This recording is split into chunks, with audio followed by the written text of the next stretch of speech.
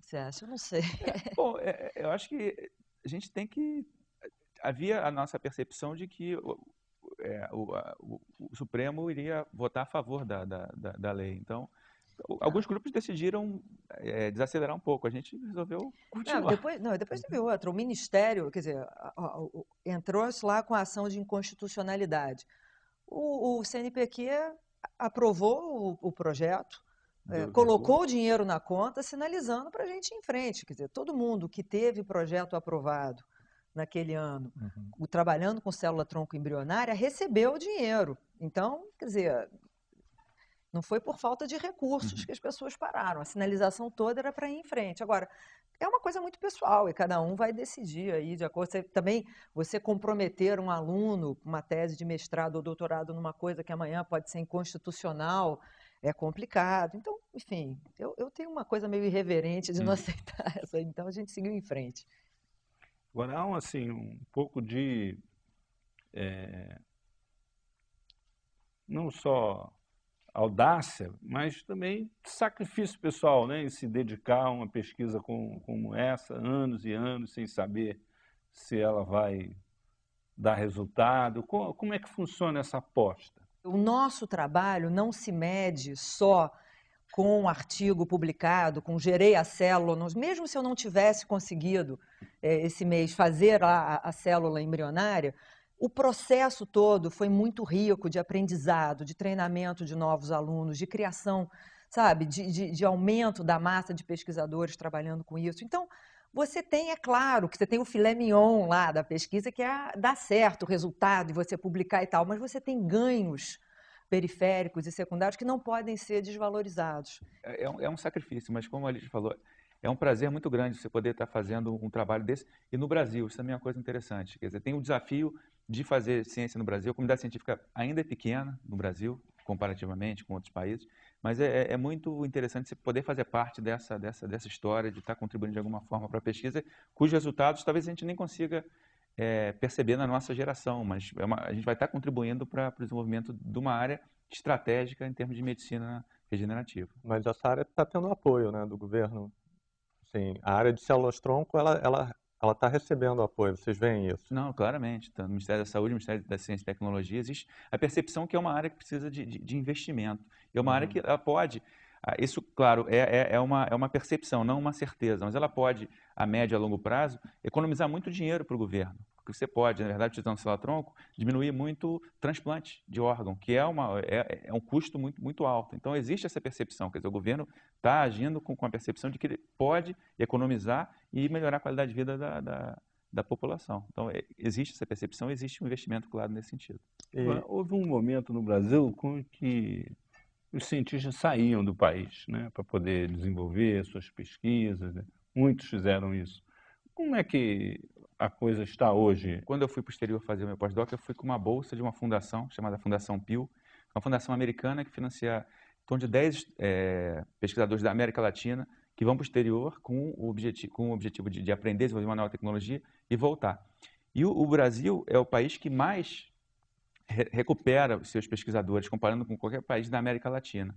Então, isso tem um lado, obviamente, que eu acho que a sociedade brasileira, apesar dos problemas que a gente conhece, é uma sociedade que o brasileiro gosta de estar, uma sociedade com as peculiaridades da nossa sociedade, mas isso também mostra que existe um investimento do governo para trazer esse pessoal. Quer dizer, eu voltei em 2005, estou feliz, penso em continuar esse intercâmbio, mas não em morar no exterior por longos períodos. E tem pessoas que ficaram lá e que estão bem também, mas comparando, por exemplo, com a Argentina tem um problema grave desse brain drain, né, das pessoas saírem e não voltarem. No Brasil, esse problema ele é pequeno comparado com o número de pessoas que retornam. Eu acho importante, eu acho que tem que ter lugar para tudo.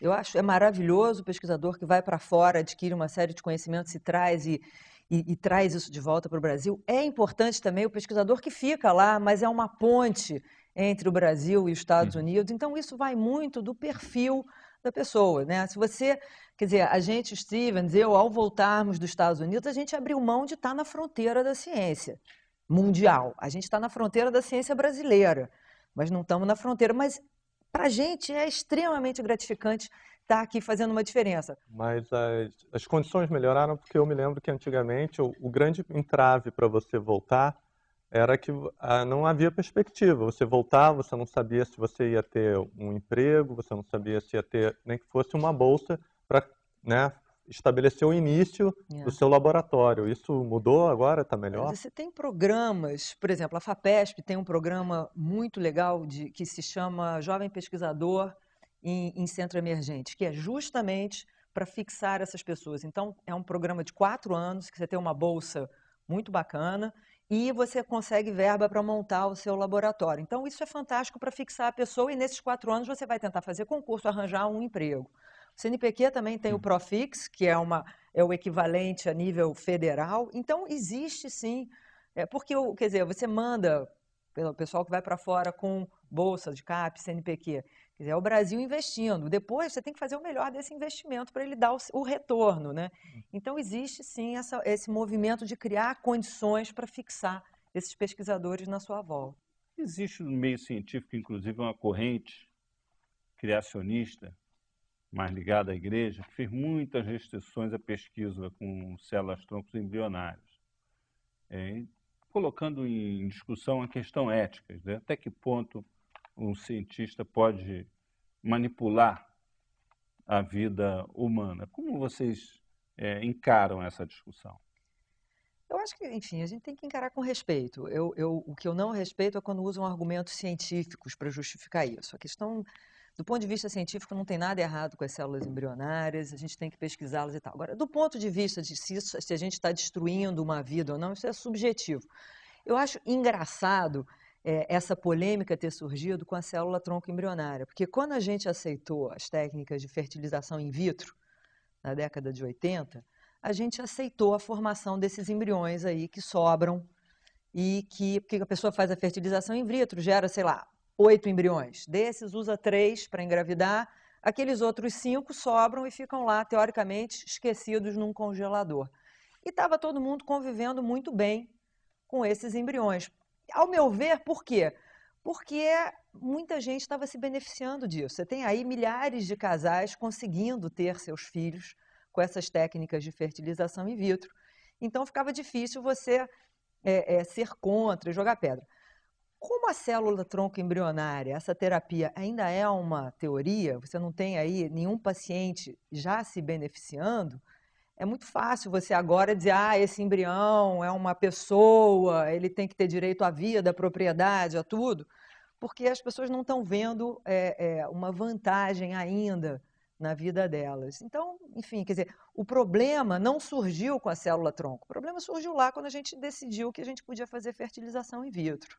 E outra coisa é a questão também esse ponto de vista das religiões tem que ser respeitado, mas você não pode também incorporar isso dentro de um Estado laico. Por exemplo, há religiões que são contra a transfusão de sangue. Se isso fosse incorporado dentro do nosso Estado, a gente tem um problema grave de saúde de não poder fazer transfusão de sangue. Então, tem que ser respeitado, mas não pode interferir dentro do avanço do conhecimento, que é feito sempre da maneira mais ética possível, acompanhado por comitês de ética, acompanhado pelo próprio Ministério da Saúde, que tem que aprovar essas pesquisas mediante toda uma avaliação, uma pré-avaliação do tipo de pesquisa. Vocês sofreram algum tipo de pressão? Porque, por exemplo, os ativistas de direito animal no exterior, eles pegam pesado, né? Vocês sentiram alguma coisa nesse sentido? Não, graças a Deus o pessoal daqui é mais calmo. Nos Estados Unidos tem até o pessoal do Pró-Vida, né, que também faz manifestações, mas não, aqui o debate foi sempre civilizado, enfim, eu não senti, né? Como lidar? Qual é a fronteira ética para um pesquisador? A decisão individual? A decisão não é individual, veja. Quem estiver decidindo isso individualmente dentro do seu laboratório, está errado, não pode fazer isso. Você tem que submeter o experimento que você quer fazer com o ser humano a um Comitê Nacional de Ética em Pesquisa, em Brasília. Quer dizer, isso tem que ser julgado. O cientista que está lá, decidindo da sua própria cabeça o que ele vai fazer, o que ele não está fazendo, o que ele não vai fazer, isso é crime, isso não pode ser feito. Tá? Essa pessoa aí está fora do sistema. E ele nem consegue fazer isso, a não ser que ele tenha muito dinheiro e queira colocar o dinheiro dele, porque o dinheiro que é utilizado para o tipo de pesquisa é o dinheiro que vem do governo.